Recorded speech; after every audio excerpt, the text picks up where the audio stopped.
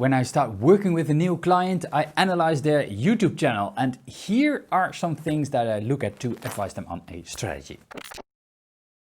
The first thing that I want to know is if the channel is an educational channel or an entertainment channel, because that in large part determines which algorithm we're going to target. It's either search or home and suggested, and it also depends on how large the channel is. When the channel is a bit bigger, let's say 100,000 subscribers or something, I always target YouTube suggested and YouTube home because that's where the big views are. But when the channel is a little bit smaller, or even you start out, then I would say target YouTube search, because it's pretty easy to get views on a YouTube search video if you target those really small target niche search terms. And triggering YouTube search is the easiest route to go, because as a beginner, learning keyword research is a pretty easy skill to learn. It takes a couple of minutes, but targeting YouTube home and suggested, those are the videos that heavily depend on the click, so titles and thumbnails. That's a skill that takes a while to learn. Now we know that. I want to know if indeed that is where the main part of the traffic comes from, because this tells me if we trigger the right algorithm, but also if viewers got what they came for. I'll explain in a minute.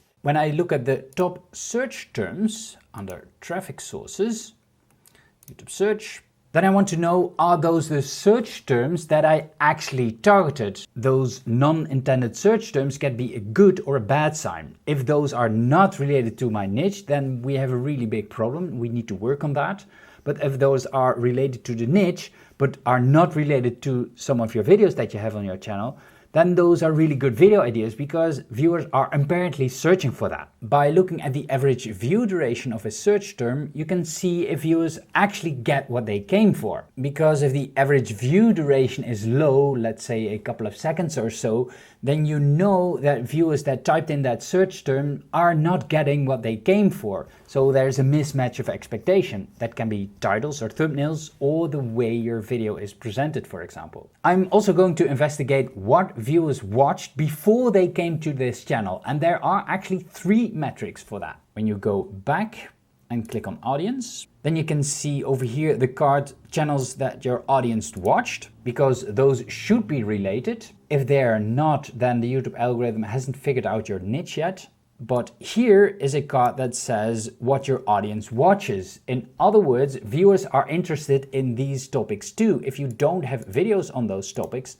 it might be worth taking a look at if you can make a video about that. And then of course we have the suggested videos. So if we go to advanced mode and we click on traffic source again and click on suggested videos, then we can see the videos that our audience watched before getting to our channel. And these are probably a lot of your own videos, because those show up in suggested as well, but also other videos that are related to topics of your channel. And again, if you haven't made a video on those topics, you should definitely consider that.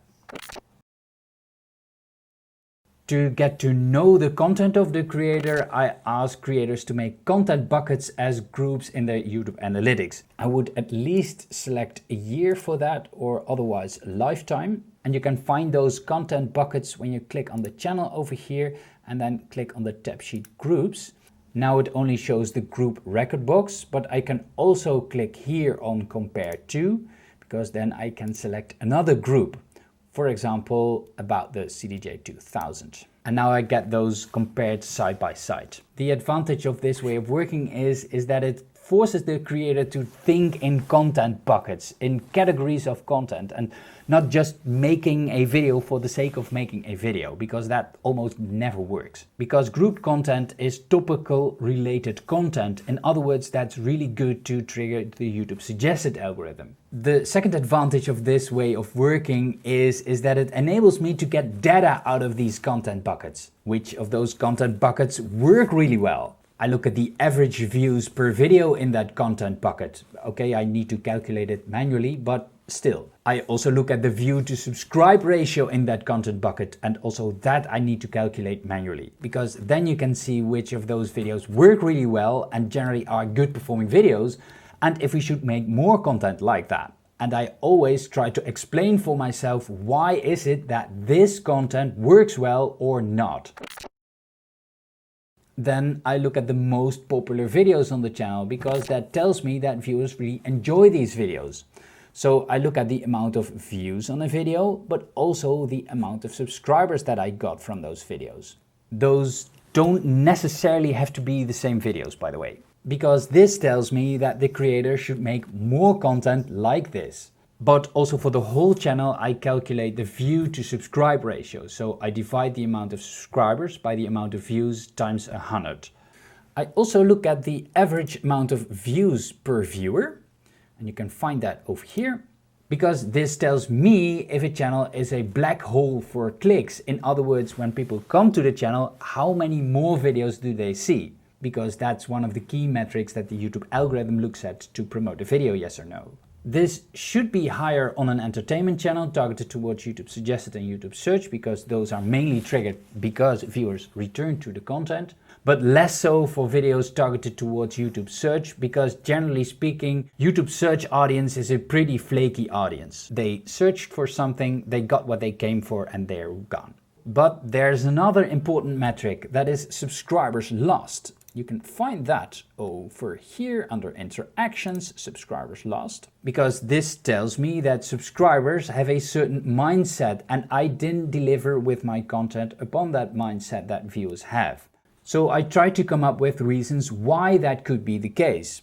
Also here, it's wise to look at the ratio, because generally speaking, when a video has more views, then it has also more subscribers lost.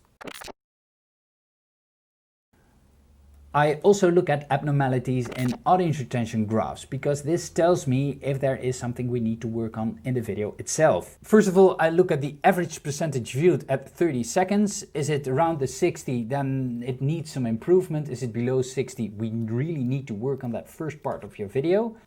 But for example, I see in this video a pattern with really big spikes and dips. I try to explain why that is and if we can prevent that in the next video. In this case, these spikes around these dotted lines have to do with the chapters in a video. There is something you can do about that. Don't give away the information too soon, which I did in this video. But the spike here has to do with something that happens in the video and viewers rewind. And I also look at patterns between different videos, because that tells me that a creator does something consistently that viewers like or don't like. We can work on that. For example, I analyzed a YouTube channel yesterday that had audience retention graphs like this. This tells me we have an expectation problem. Most viewers don't get what they came for, but the viewers that did stay thought it was an interesting video because of the flat line. This is either a thumbnail problem or a hook problem, and in this case it's even both. I can also analyze your YouTube channel, therefore click on the end screen element that you see here on the screen. Don't forget to subscribe, and I'd love to see you in the next one.